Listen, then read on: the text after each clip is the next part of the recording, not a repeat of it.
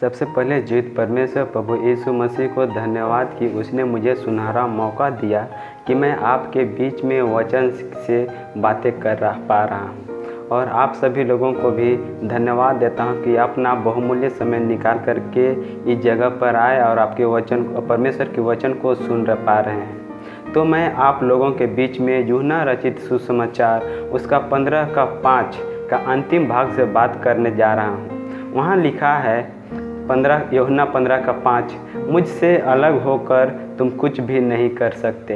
इस वचन से मैं अपना शीर्षक देना चाहता हूँ, प्रभु से अलग होकर तुम कुछ भी नहीं कर सकते। एक बार मैं फिर दोहराना चाहता हूँ, प्रभु से अलग होकर तुम कुछ नहीं कर सकते। आखिर क्यों हम प्रभु से अलग होकर कुछ नहीं कर सकते? तो आइए हम जानते हैं ऐसा क्यों। हम सभी जानते हैं कि इस संसार में जो कुछ भी हम देखते हैं और सुनते हैं और महसूस करते हैं, सारी चीज़ों का सृष्टि करने वाला जीवित खुदा परमेश्वर है और मनुष्य को भी बनाने वाला परमेश्वर ही है। जब हम उत्पत्ति की किताब उसका अध्याय 1, 2 और 3 में देख सकते हैं, परमेश्वर ने सारे संसार की सृष्टि की। जो कुछ भी हम देखते हैं हर चीज़ परमेश्वर ने सृष्टि की और अंत में परमेश्वर ने मनुष्य को अपने हाथों से अपने स्वरूप में बनाया और जीवन का श्वास फूंक दिया और मनुष्य जीवित प्राणी हो गया। जैसे हम देख सकते हैं उत्पत्ति की किताब उसका 1:27 और अध्याय 2:7 में परमेश्वर ने उन्हें अदन की वाटिका में रख दिया और कहा, फूलो फलो और पृथ्वी में भर जाओ और उसको अपने वश में कर लो। उनसे परमेश्वर हर रोज़ मिलने आया करते थे, बातें करते थे, उनके साथ समय बिताते थे। लेकिन जैसे ही उन लोगों ने आज्ञा नहीं माना, परमेश्वर ने उन्हें शाप दिया और निकाल दिया।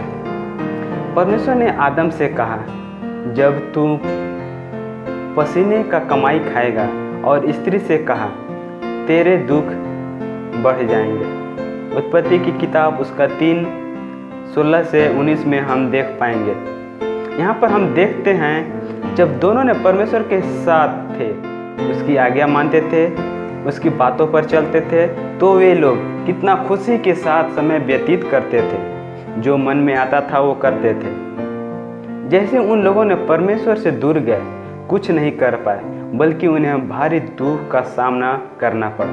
और जब हम पुराने नियम के हर किताब में देखते हैं तो पाते हैं कि मनुष्य जाति में बहुत सारे पाप बढ़ते गए और परमेश्वर ने बीच बीच में परमेश्वर और मनुष्य के बीच में प्रेम को लाने के लिए, प्रेम को बढ़ाने के लिए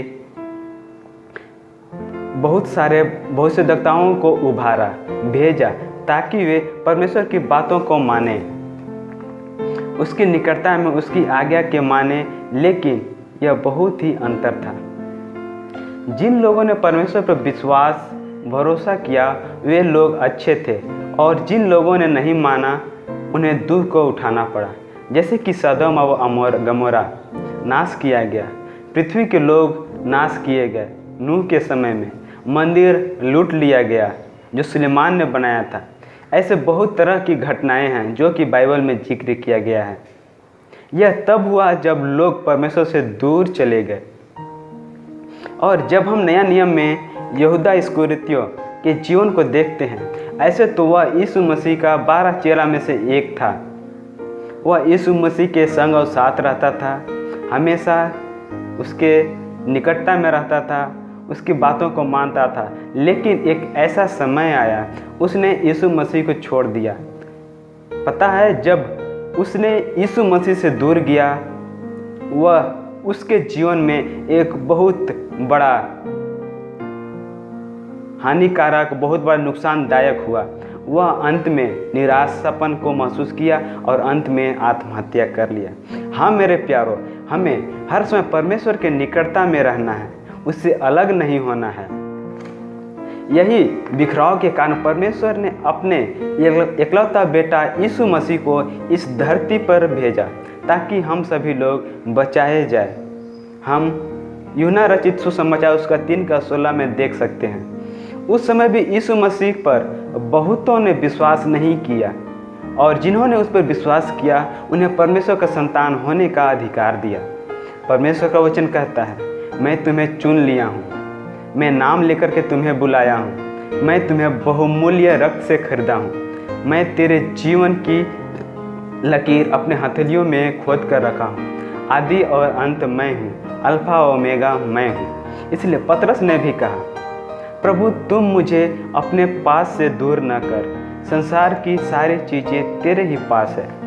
हाँ मेरे प्यारों, हर चीज़ परमेश्वर के पास है। अगर हम उससे दूर होना चाहें तो नहीं हो पाएंगे, और दूर हो भी गए तो उसका फल हमें भुगतना पड़ेगा। तो मैं इस वचन से के अंत में करने से पहले मैं कह देना चाहता हूँ जो भजनकार दाऊद ने कहा।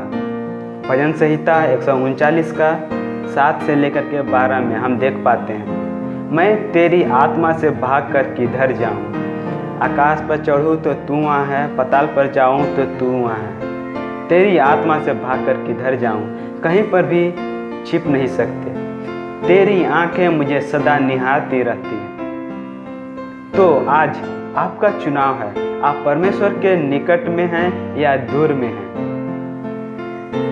अगर परमेश्वर के निकट में हैं तो परमेश्वर की आशीष आपके ऊपर है। अगर परमेश्वर से दूर में हैं तो परमेश्वर आपको आज कह रहा है कि परमेश्वर के निकटता में आए, परमेश्वर से दूर न जाएं। अगर परमेश्वर से दूर जाते हैं तो आप कुछ नहीं कर पाएंगे। इसीलिए आज आपका चुनाव है, आप किस चुनाव को लेना चाहते हैं। अगर आप परमेश्वर की निकटता में रहते हैं, परमेश्वर की निकटता में आना चाहते हैं तो परमेश्वर आपको बहुतायत के साथ आशीष देगा। अगर परमेश्वर के साथ समय बिताना नहीं चाहते, परमेश्वर से दूर जाना चाहते हैं, तो जैसे हम सभी ने उत्पत्ति की किताब में आदम हवा के बारे में जाना, जब उन्होंने पाप किया तो परमेश्वर ने उन्हें निकाल दिया, उन्हें बहुत सारी मेहनत करनी पड़ी। और जब पुराने नियम के अलग अलग किताबों में देखते हैं, जैसे सदोम और गमोरा, वहाँ भी बहुत सारे लोगों का नाश हुआ। नूह के समय में भी बहुत सारे लोगों का नाश हुआ। उनके बीच में परमेश्वर ने भविष्यद्वक्ता को भेजा ताकि वे लोग मन फिराए और परमेश्वर की निकटता में आए, लेकिन वे लोगों ने नहीं सुना। और अंत में परमेश्वर यीशु मसीह को आना पड़ा ताकि हर एक जीव, प्राणी और मनुष्य जाति लोग बचाए जाए। मैं विश्वास करता हूँ कि आप सभी लोगों ने इस वचन को सुना और समझा। परमेश्वर आप सभी लोगों को बहुतायत के साथ आशीष